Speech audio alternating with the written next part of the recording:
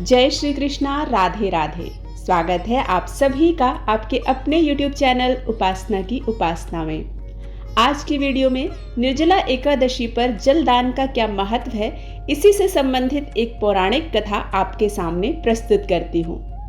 महर्षि स्कंदजी अपने शिष्यों को ज्येष्ठ माह का महत्व सुनाते हुए कहते हैं कि इस महीने में जल देने का विशेष महत्व होता है। इस माह में किया गया थोड़ा सा भी दान अधिक पुण्य प्रदान करता है।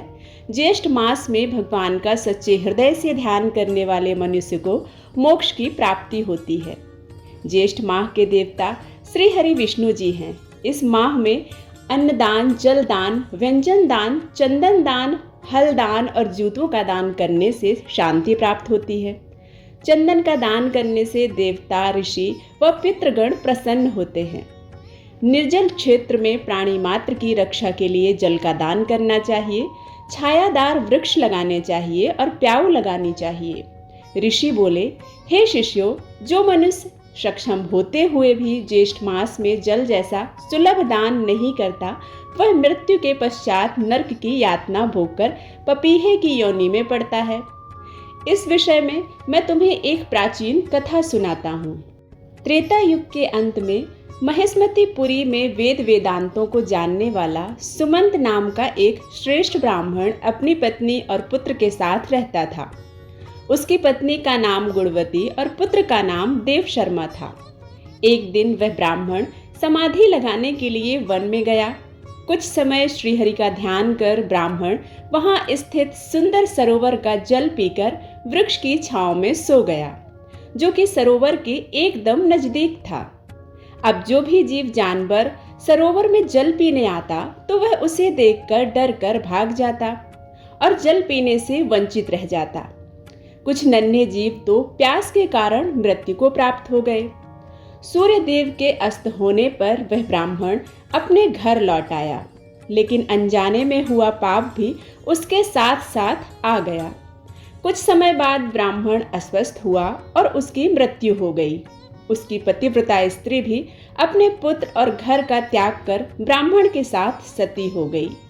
अज्ञात पाप के दोष से वह ब्राह्मण मृत्यु के पश्चात कई समय तक नरक की यातना भोगकर चातक की योनि में पड़ा और उसकी पत्नी चातकी की योनि में पड़ी।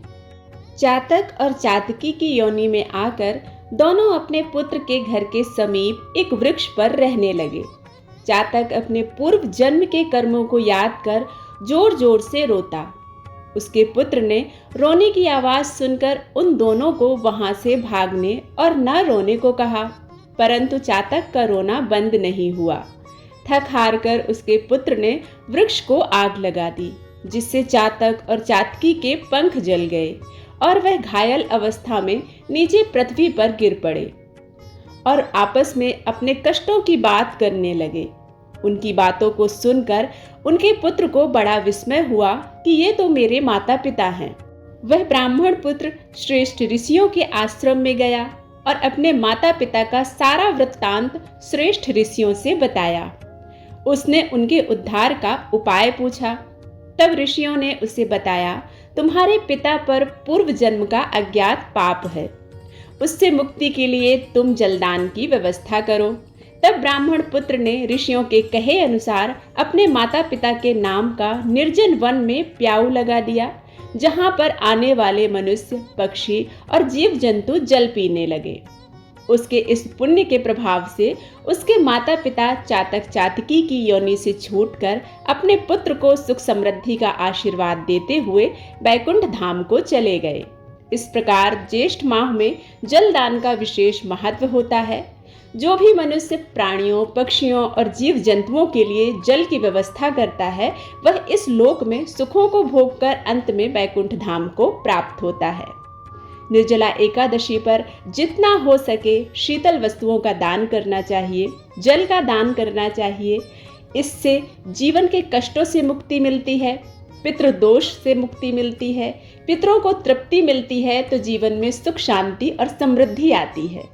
उम्मीद करती हूँ यह कथा आप सभी को पसंद आई होगी। यदि पसंद आती है तो आप इसे लाइक करें, शेयर करें और सब्सक्राइब करना बिल्कुल ना भूलें।